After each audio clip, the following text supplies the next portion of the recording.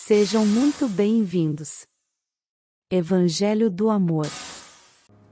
O apóstolo Paulo diz: você será nutrido com as palavras da fé que pregamos. Por que ela alimenta a fé? Porque a fé se apoia nela. E se eu e você não temos a palavra de Deus, nós não temos coisa alguma para gerar convicção.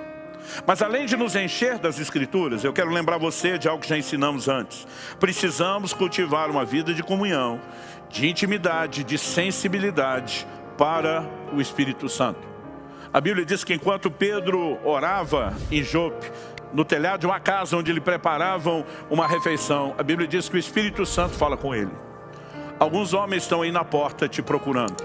Vá com eles, nada duvidando. Há momentos onde a convicção, para que você escolha andar em fé e não na dúvida, vem de uma palavra pessoal, personalizada, que o Espírito Santo vai te dar. Abraão é chamado de o pai da fé porque creu em Deus, e não tinha Bíblia na época dele. Mas Deus disse a Abraão: sai da sua tenda, olha as estrelas do céu, conta se as pode contar, porque assim será a sua descendência. A Bíblia diz: Abraão creu em Deus, isso lhe foi imputado como justiça. Ele creu numa palavra pessoal. Então, obviamente, nenhuma palavra pessoal está acima da Bíblia ou fora do crivo de julgamento das Escrituras. Mas eu e você também precisamos entender a importância, de receber esse nível de direcionamento. E é justamente quando eu e você temos uma palavra, que essa palavra começa a orientar ou nortear a nossa visão. Ela começa a sinalizar o que é que eu e você podemos vislumbrar. Se vamos olhar mera e simplesmente as circunstâncias e aquela realidade humana e natural, ou se vamos olhar a realidade espiritual. Se essa não se enxerga, como é que os olhos da fé podem vislumbrá-lo? Normalmente podemos fazer isso baseados naquele que nos guia. Imagine uma pessoa desprovida de visão sendo guiada por outro. Normalmente ela só se permite guiar por alguém que confie. A pessoa está dizendo: pode ir por aqui, pode ir para ali. Ela está usando a visão de outro. Eu gostei que a fé é algo parecido. Nós usamos a visão de outro. Não significa que eu e você vemos.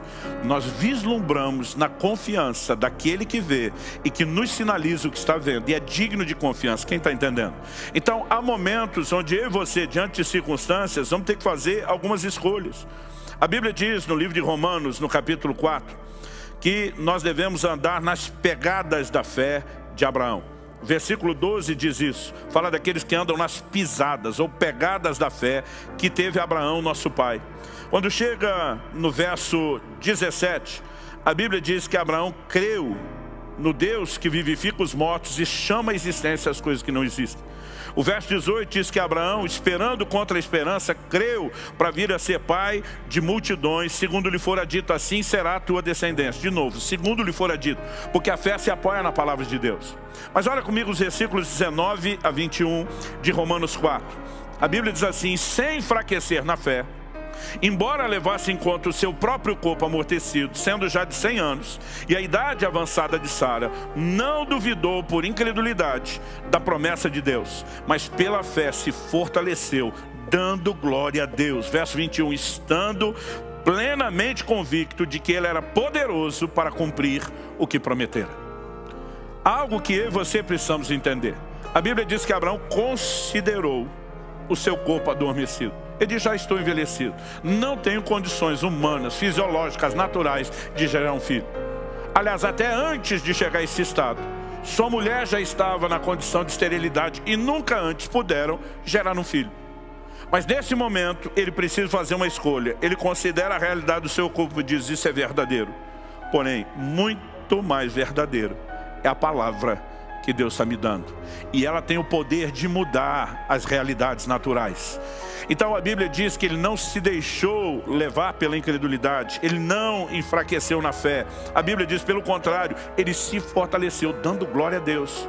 Dando glória a Deus pelo quê? Pelo resultado final. Ele começa a colocar os olhos. Eu imagino Abraão dizendo: o Senhor prometeu que eu seria pai de nações, mesmo quando eu não tenho filho nenhum. E eu sei que a tua palavra é digna de confiança. Então eu quero te louvar pelo resultado. Eu quero te agradecer por essa paternidade. Eu quero bendizer o nome do Senhor, porque eu vou experimentar isso. Enquanto dava glória a Deus, vislumbrando o resultado final, o cumprimento, a materialização da promessa, usando os olhos da fé, não das circunstâncias. A Bíblia diz: sua fé foi se fortalecendo, até que o milagre finalmente se manifestou.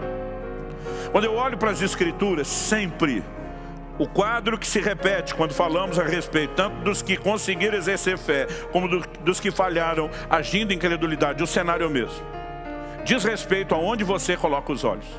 Enquanto Pedro estava olhando para Jesus na hora da tempestade, ele teve fé para andar sobre as águas. Quando ele tira os olhos de Jesus e põe os olhos na força do vento, no tamanho das ondas, ele começa a abortar o processo de fé. Nós já citamos nas mensagens anteriores aqui o exemplo de Josué e Caleb versus o resto de uma geração. O resto de uma geração que Hebreus 3,19 diz, não puderam entrar na terra prometida por causa da incredulidade. Como a Bíblia define incredulidade? Deus tinha dito, vou dar a vocês a terra. Eles olham a terra, diz a terra é boa, é o que Deus prometeu, mas tem gigantes.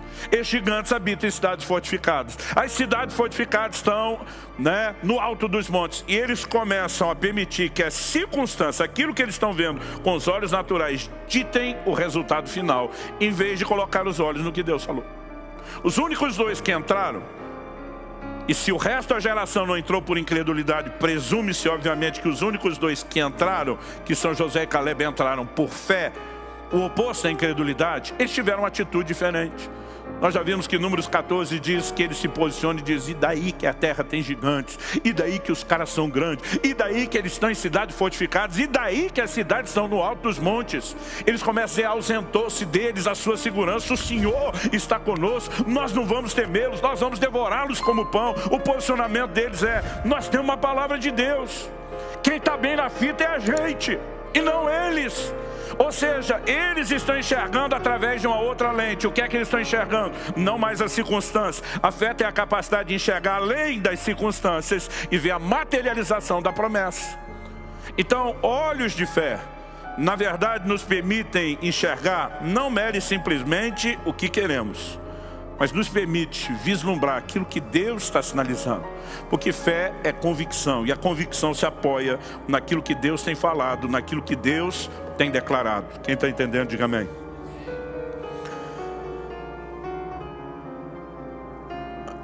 Se eu e você reconhecemos que a fé tem uma visão, nós vamos ter que escolher. Quando Paulo diz, nós não atentamos no que se vê, e sim no que não se vê, ele está dizendo, é uma escolha.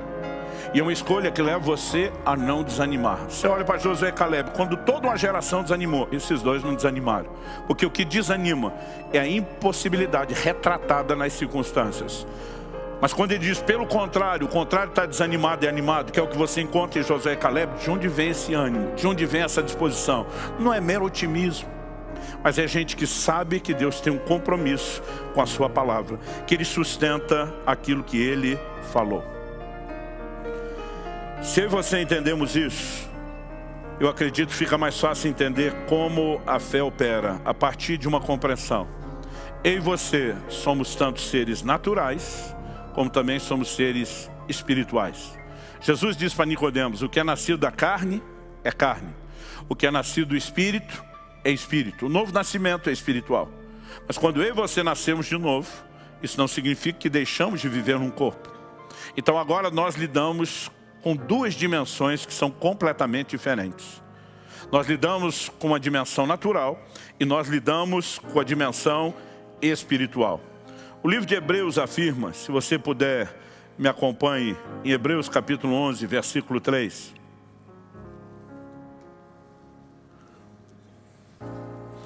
Eu vou ler na tradução brasileira, a Bíblia diz assim, pela fé entendemos que os mundos foram formados pela palavra de Deus, de modo que o visível não se tem feito das coisas que aparecem. A versão atualizada, ela declara o seguinte, de maneira que o visível veio a existir das coisas que não aparecem. Outras traduções, dizem,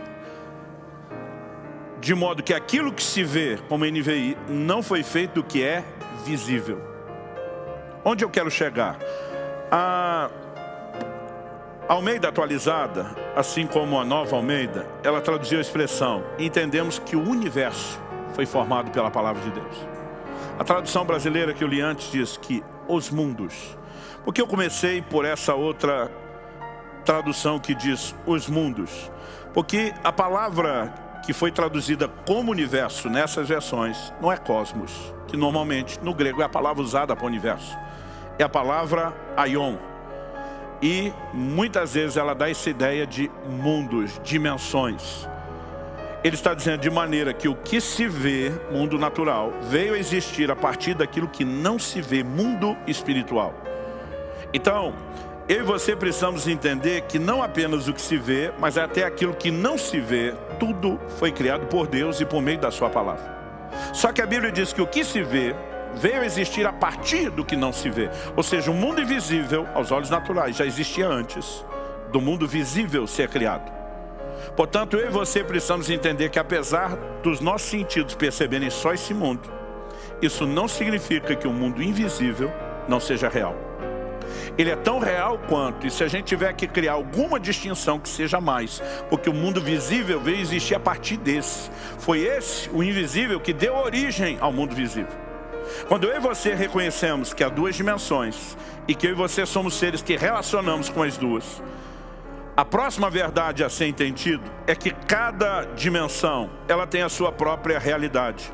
Olha o que diz, segundo o livro de Reis, capítulo 6, eu vou ler do verso 15 ao 17, mas enquanto você abre aí a sua Bíblia para acompanhar a leitura, eu queria dar o pano de fundo.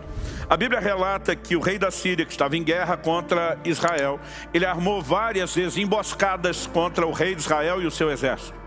Mas a Bíblia diz que todas as vezes Eliseu ia advertir o rei de Israel: não passe por tal e tal lugar, porque o rei da Síria tem uma emboscada para você.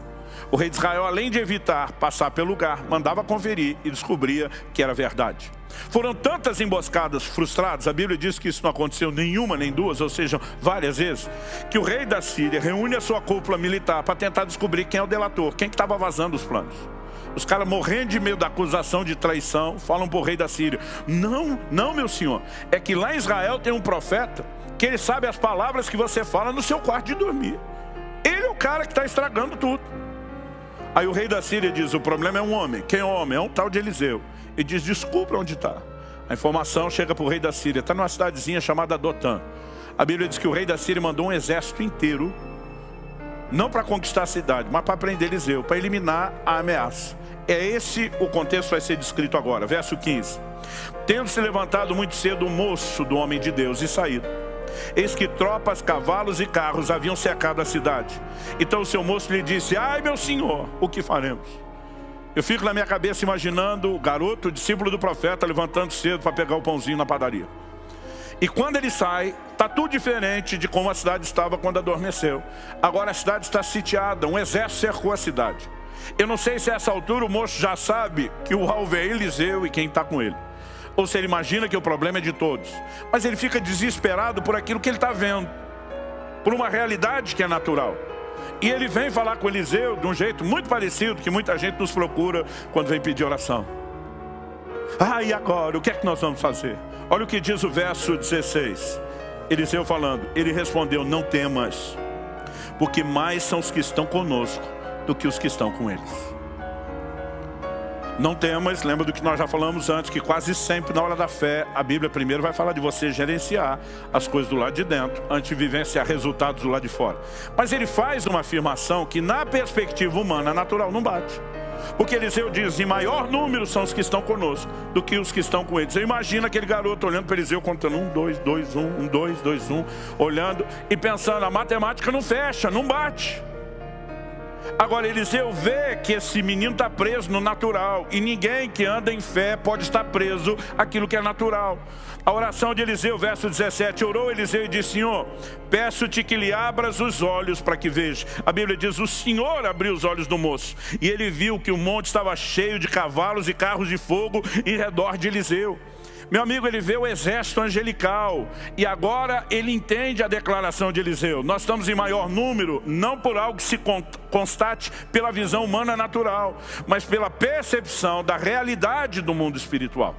Agora, porque eu e você convivemos com dois reinos, duas dimensões, o que é que nós temos que entender? Que nem sempre esses dois reinos estão apresentando a mesma realidade. Às vezes a realidade do natural está dizendo: você está lascado, o negócio está feio, está caótico e vai piorar. Mas se você tem o entendimento do reino espiritual, você pode ter acesso a uma outra verdade. Isso não significa que o que está aqui não é verdadeiro, mas é verdadeiro numa dimensão. Isso que está do lado de cá no invisível também é verdadeiro em outra dimensão. Agora, qual a diferença entre essas duas verdades? Paulo diz, essas aqui são temporais, são sujeitas a mudança. Essas são eternas, são absolutas, são imutáveis. Ou seja, essa aqui nunca vai mudar do lado de cá, mas essa do lado de cá pode mudar a realidade visível. Então, isso é o que eu e você precisamos começar a entender sobre a fé. Ah, pastor, mas nem todos temos um Eliseu orando por nós para que Deus abra os nossos olhos. É verdade que nem todos temos um Eliseu, mas todos temos o mesmo Deus de Eliseu, que atende o mesmo tipo de oração para abrir o olho de quem não está enxergando. Sabe, muitas vezes não se trata de Deus fazer, se trata da gente enxergar o que já foi disponibilizado. Se inscreva para receber mensagens da Palavra de Deus para seu coração. Compartilhe essa mensagem para mais vidas serem alcançadas. Que você tenha um dia repleto de paz e de bênçãos vindas da parte de Deus.